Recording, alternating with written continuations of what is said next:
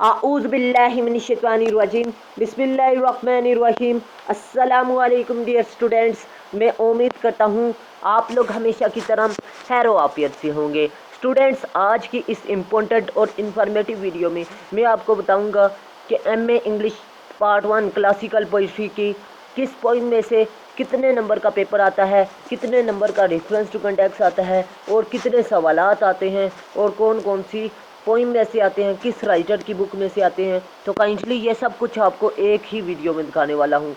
तो काइंडली आप लोगों ने इस वीडियो को लाजमी आखिर तक वॉच करना है और इसके मुताबिक तैयार कीजिएगा, क्योंकि इंशाल्लाह आपका पेपर हर साल इन्हीं में से आता भी रहा है और इंशाल्लाह आएगा भी। तो काइंडली आपने इस वीडियो को लाजमी आखिर तक वॉच करना है। और अगर आप मेरे चैनल पर न्यू हैं तो काइंडली मेरे चैनल को लाजमी सब्सक्राइब कीजिएगा और साथ बेल आइकन के बटन पे जाके ऑल पे लाजमी प्रेस कीजिएगा। सबसे पहले मैं आपको बताता चलूँ, हेनरी हावर्ड की जो सी पोइम है उनमें से सिर्फ और सिर्फ एक सवाल उनमें से, या सर थॉमस वाइट की पोइम्स और सवालात, ठीक है, इन दोनों में से 33 नंबर का आता है। मतलब एक सवाल आ जाता है और एक रेफरेंस टू कंटेक्स्ट आ जाता है। अब मैं आपको बताता चलूँ कि आपने सर थॉमस वाइट का कौन सा सवाल करना है। सर थॉमस वाइट का आपने कंट्रीब्यूशन ऑफ पोइट्री, ठीक है, और sir Thomas Wyatt as a poet, और इसके अलावा Henry Howard contribution of poetry और श्रे एज अ पोइट, ठीक है। ये दो सवालात आपने दोनों के तैयार करने हैं, मतलब 4 सवाल आपने तैयार करने हैं, आपके 33 नंबर क्लियर हो जाएंगे। नेक्स्ट है जी चार्सर की बात की जाए तो चार्सर में से आपका एक सवाल आता है, जॉन डन का एक सवाल आता है, पैराडाइज लोस्ट का एक सवाल आता है। और अब रेफरेंस टू कंटेक्स्ट की बात की जाए तो डन में से और चार्सर में से एक, इन दोनों में से एक रेफरेंस टू कंटेक्स्ट आता है और पैराडाइज लॉस्ट में से एक सवाल आता है और एक रेफरेंस टू कंटेक्स्ट आता है और दो सवालात पैराडाइज लॉस्ट में से। और इसके अलावा मैं आपको बताता चलूँ कि आपका एक reference to context Paradise Lost में से आता है। उसकी मर्ज़ी हुई तो दो दे देगा रेफरेंस टू कंटेक्स्ट। अगर उसने, ये उस पर डिपेंड करता है, अगर वो दो reference to context Paradise Lost में से देता है तो एक सवाल देगा। अगर दो सवाल दे दे तो एक रेफरेंस टू कंटेक्स्ट देगा पैराडाइज लॉस्ट में से, ठीक है। और ये टोटल 92 नंबर बनते हैं। क्योंकि आपको बताता चलूँ कि 3 सवालों के 75 नंबर हो गए और एक रेफरेंस टू कंटेक्स्ट, बल्कि दो रेफरेंस टू कंटेक्स्ट के 17 नंबर काट लें तो आपके 92 नंबर बनते हैं, ठीक है। तो आपने इनको अच्छे तरीके से तैयार कर लेना है क्योंकि 92 नंबर इसी में से आते हैं। तो मैं उम्मीद करता हूँ आपको अच्छे तरीके से मेरी बात समझ में आ चुकी होगी। नेक्स्ट बात करते हैं कि आपने अब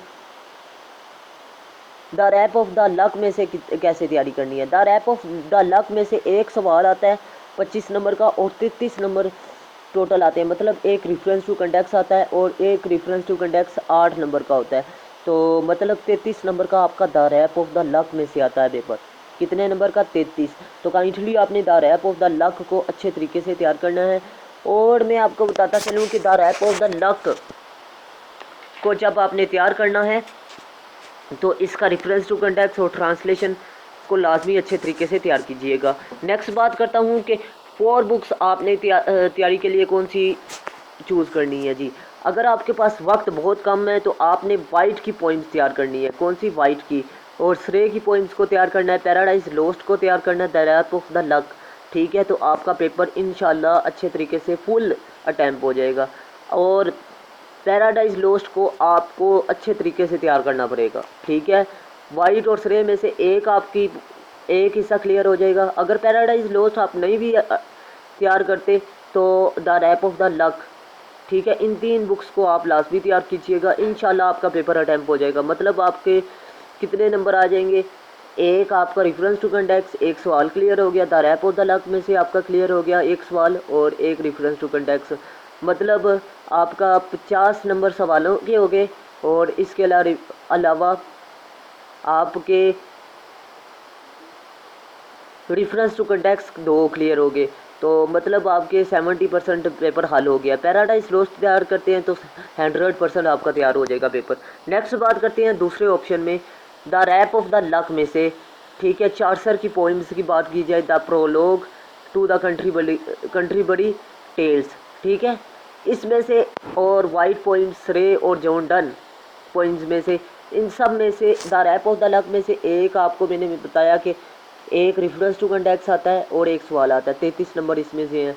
और चार्सर में से और डन में से आपका एक कंटेक्स्ट आएगा और 2 सवाल आएंगे। मतलब ये कि 75 नंबर आपके क्लियर हो गए the rap of the luck में से क्वेश्चंस के।